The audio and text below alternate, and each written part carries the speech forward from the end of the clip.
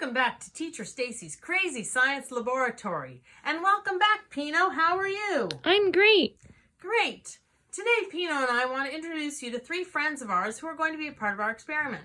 Please welcome Sal, Lars, and Ray. Hey, how's it going? Hello. Our experiment today is an easy one, but you're going to have a little patience before you see the results. Today we are going to do an experiment that shows how water goes through plants from the bottom where the roots are to the top where the leaves are. This is also known as osmosis, which is a big word that for now all you have to remember is it means the movement of water. Here is what you will need: your own Sal, Lars, and Ray, food coloring, and 3 cups of water.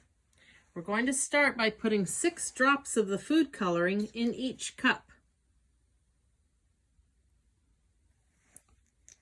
Now, have your grown-up cut the bottom of your celery with a sharp knife.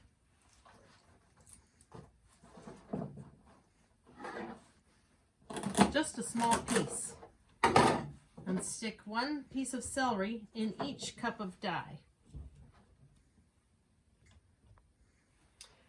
Now comes the part with the patience. I hate waiting. I know, Pino, it's really hard to wait, but this will be worth it. Now, we'll meet you back here in 24 hours.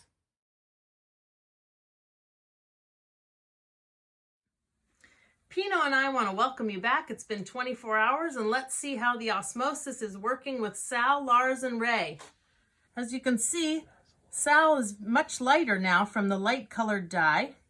Lars has some definite dark green outlines in the ends of his leaves, but Ray has the most obvious changes with these blue streaks on the stalk and in his leaves.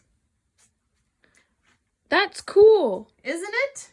Now let's check back in another 24 hours and see if more stuff has happened.